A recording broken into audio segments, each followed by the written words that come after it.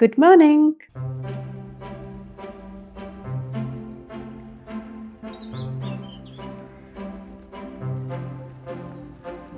It's rainy and muddy again, but let me show you today the progress on the cabin and share with you my thoughts of how to optimize the usage of natural light in such a small space like our tiny little cabin.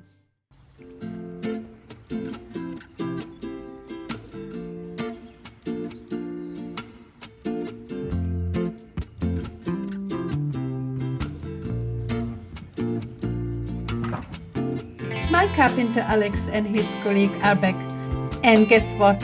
They brought the new window and door. Both window and door come with roller shutter boxes. We decided to put the shutters for security reasons.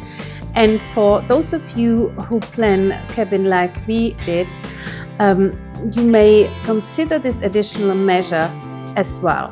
I mean, it costs a little bit upfront, but the security function against potential break-in is good. And also on a hot day that we have here eventually at the lake, you can put the shutters down and it will create very nice climate in the evening.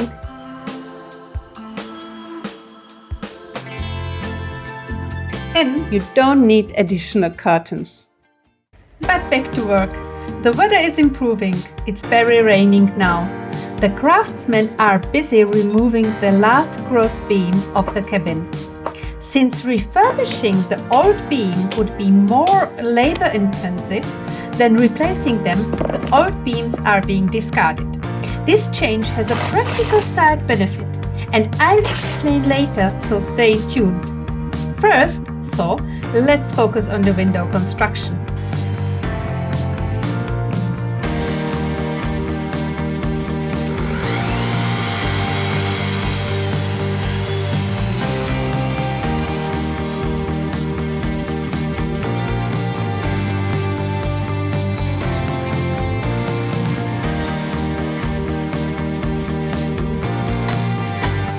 The workers are reinforcing the back and front side of the cabin.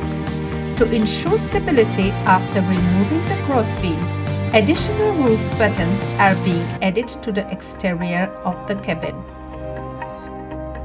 The rain has stopped and even the animals are coming out. A mother duck and her ducklings are back.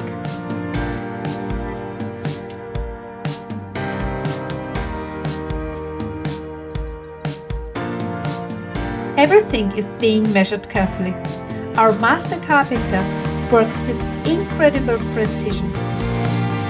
And of course, it starts raining again. But don't worry, we are not of sugar. No.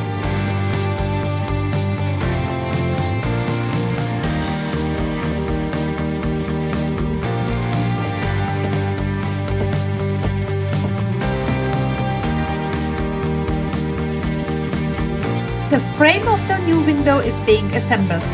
I discussed with Alex how high the window should be installed. It turns out the window is slightly smaller than I expected because I hadn't accounted for the space taken up by the shutter box. When planning your windows, always calculate the shutters for dimensions. Don't make my rookie mistake. Ultimately, I decided to lower the window by a few centimeters. Since my family is on the shorter side, we wouldn't have a good view if the window were too high. Decision made.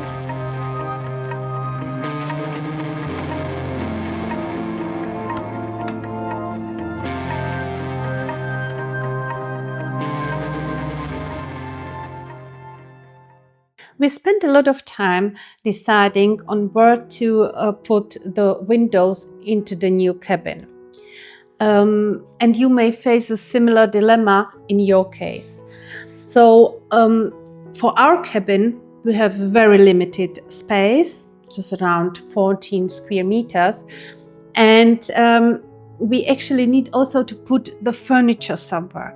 So the only feasible option that we see is to put the windows in the back or in the front of the facade. Originally, the cabin had a big window in the back facade, and it was quite impractical because you could not open it for ventilation, and you also could not place anything against it because it was extended down to the floor. Eventually, our grandfather replaced this big window with a small one in the front. So what we did, the triangular window in the front facade would have been too expensive to replace. So we went for the rear window, but we made it smaller.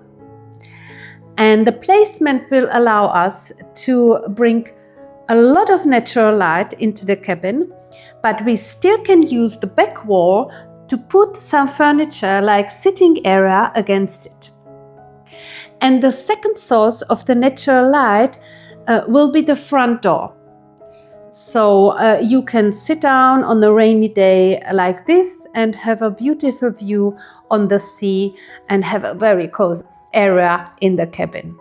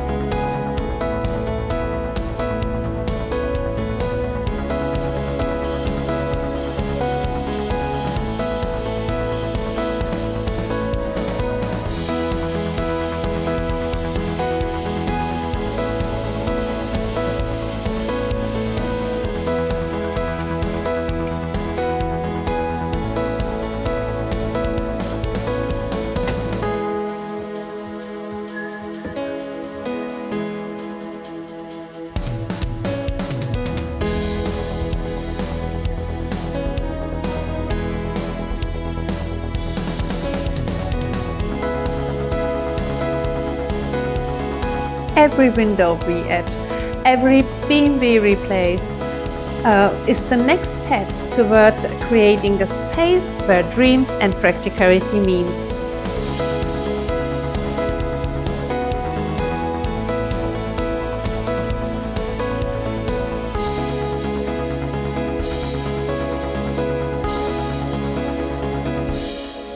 I nearly forgot to explain, by lowering the new beams by about 10 cm, we can fulfill our dream to add in an extra sleeping area. The additional centimeters makes the peak of the cabin spacious enough for a wide mattress. And that's the plan, but not for today.